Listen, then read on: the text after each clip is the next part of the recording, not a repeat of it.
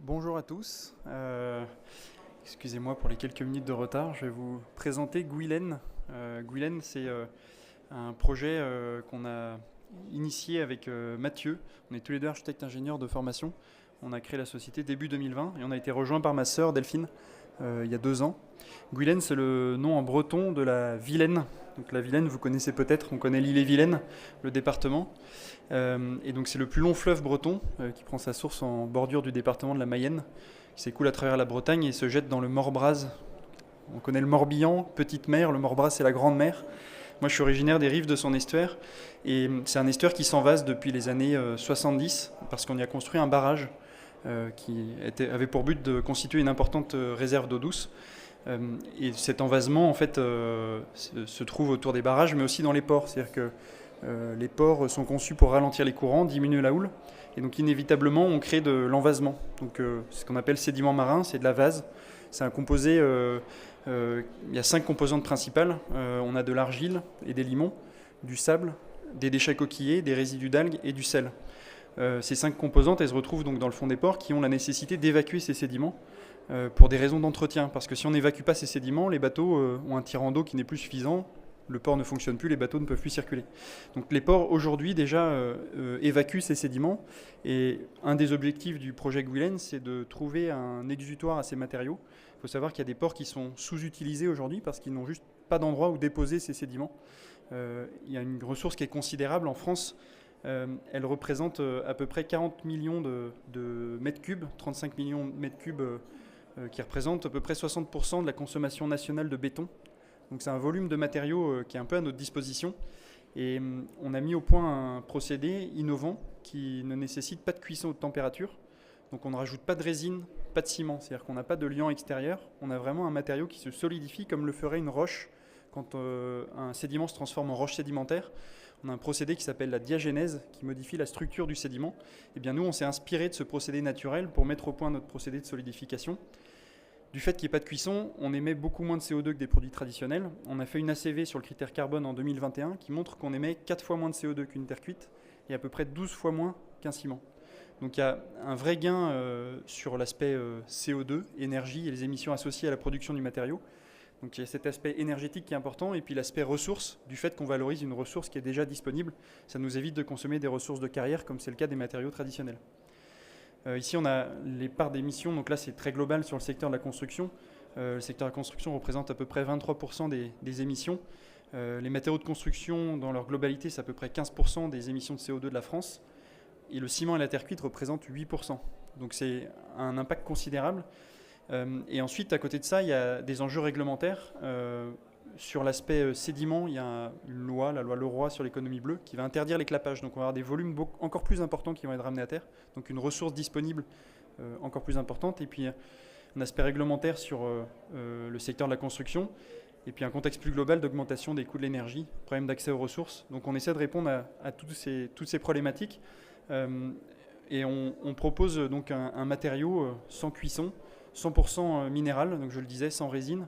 On n'a pas de ciment non plus, on n'émet aucun COV et on a un matériau donc 100% minéral, 100% fabriqué en France. On a notre propre atelier de fabrication qui est installé à Brest et donc qui est inspiré par un procédé naturel. On pense que s'inspirer de la nature est le meilleur moyen de la respecter. Et donc aujourd'hui, on produit des matériaux pour l'aménagement intérieur. Donc les matériaux traditionnels, je le disais, consomment des matières premières de carrière, CO2 incorporé qui est très important, des cuissons haute température et une forte dépendance aux énergies fossiles. Le matériau Gwylen, donc sans cuisson, est un procédé qui de plus est 100% électrique, c'est-à-dire qu'on ne dépend pas d'une ressource en gaz comme c'est le cas des fours de cuisson. Donc on a un procédé qui peut être encore plus décarboné si on imagine s'inclure dans un mix énergétique décarboné. Et un point important, c'est qu'on commercialise des produits substituables. C'est-à-dire qu'on essaie de produire pour l'instant, vous allez le voir, des revêtements muraux. Le but, c'est que pour l'entreprise qui pose les carreaux, il n'y ait pas de contrainte, c'est-à-dire qu'il n'y a pas une colle spécifique, il n'y a pas des joints spécifiques à utiliser. C'est des produits qui sont livrés prêts à poser, comme un carrelage classique, qui respectent les mêmes DTU, les mêmes normes de mise en œuvre, mais avec un impact environnemental réduit. Ça nous semble être un point important pour faciliter l'adoption par le marché.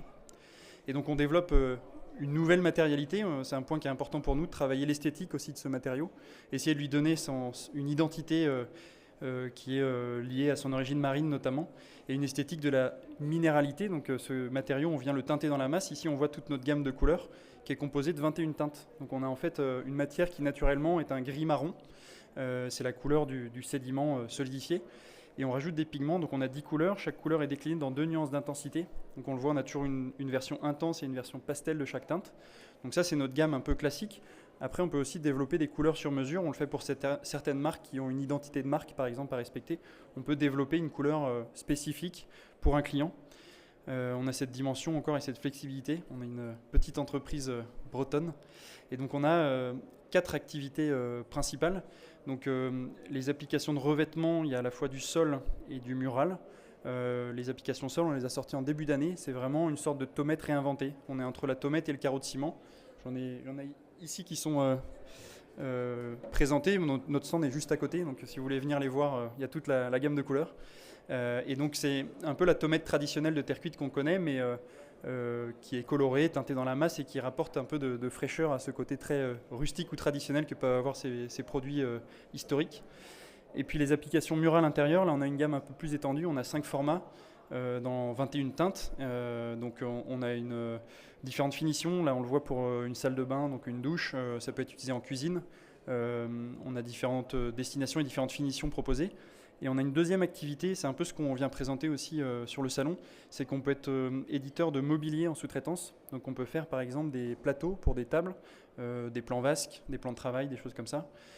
Et on peut aussi mouler des pièces. C'est un des grands avantages de notre procédé, c'est qu'il est moulable. Donc on peut vraiment substituer des éléments en béton. Si on pense à une vasque en béton, elle pourrait très bien être faite avec du sédiment marin pour une vasque un peu plus vertueuse. On a cette possibilité de mouler et donc une possibilité d'application dans le domaine mobilier qui est très très large.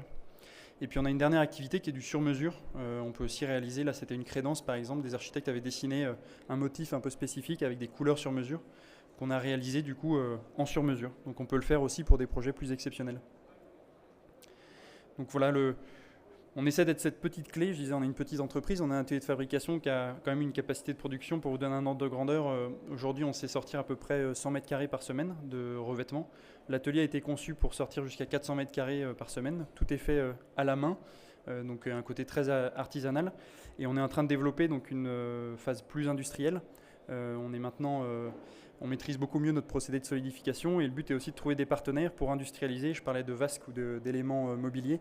Le but est de pouvoir industrialiser le procédé pour substituer dans des chaînes existantes de fabrication une production de pâte cimentaire par une production de pâte sédimentaire. Et dans cette idée de substitution, substituer les matériaux existants par cette nouvelle matière marine que l'on développe.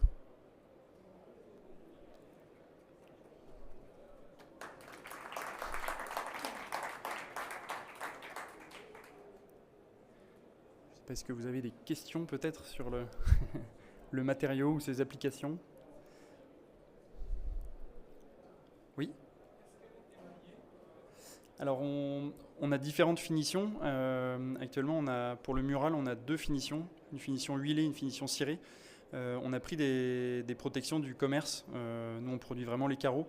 Donc la finition huilée, c'est une huile de lin avec un cicatif. C'est similaire à ce qu'on applique sur des terres cuites ou des tomates. Et le vernis, c'est un vernis à béton. Donc ça, c'est ce qu'on propose actuellement à la commercialisation. Pour le sol, on a une finition un peu plus spécifique. Les carreaux sont poncés, ce qui permet d'ouvrir les pores. On applique un produit minéralisant qui vient le durcir, ce qui nous permet d'avoir une résistance à l'usure qui est U3 ou U4 selon les formulations qu'on utilise. Et donc ça, c'est les finitions existantes. Et on présente là justement une nouvelle finition qu'on a travaillée depuis plusieurs mois avec une start-up allemande qui est un produit d'imperméabilisation qui rajoute une couche de verre nanométrique sur le matériau. Donc les protections, en fait, on les applique, on livre vraiment un produit prêt à être utilisé. Les vernis et l'huile, c'est aussi appliqué en atelier, donc c'est livré prêt à poser. Voilà, donc on a des protections. Le matériau en soi est assez poreux, comme une terre cuite ou une pierre sédimentaire. Donc il nécessite d'être protégé, c'est quelque chose qu'on réalise nous directement.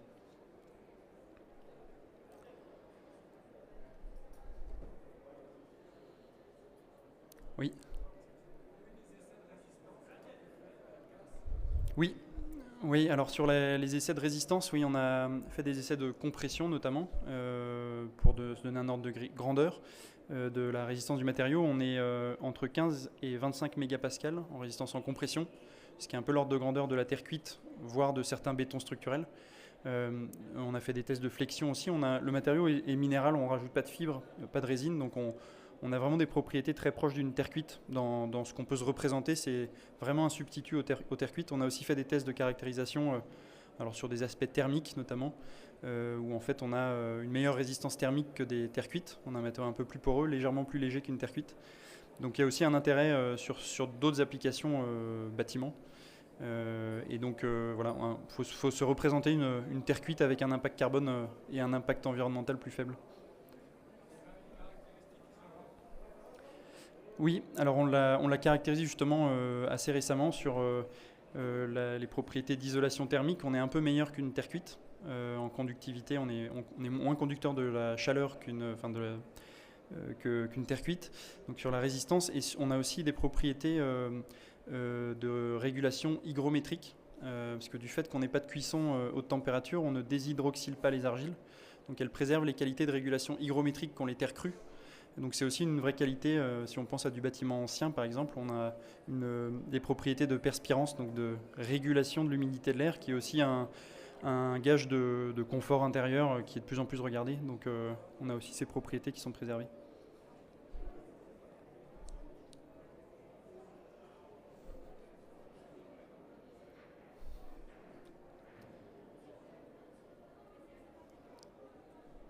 Bon, est-ce qu'il y a d'autres questions?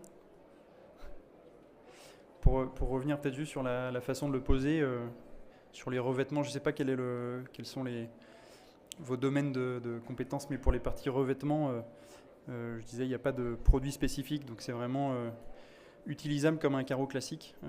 Ça peut être collé avec une colle classique, on ne préconise pas de colle spécifique, pas de joint spécifique, et on essaie vraiment de faire en sorte que ce soit facile d'utiliser nos produits.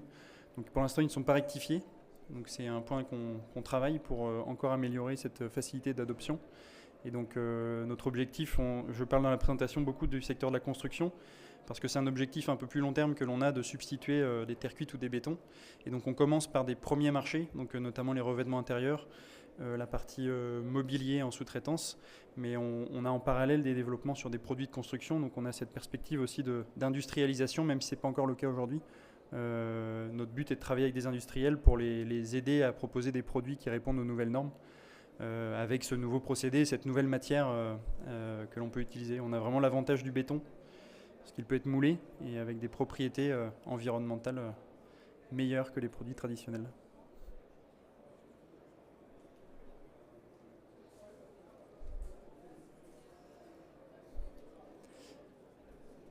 Bon, merci à tous.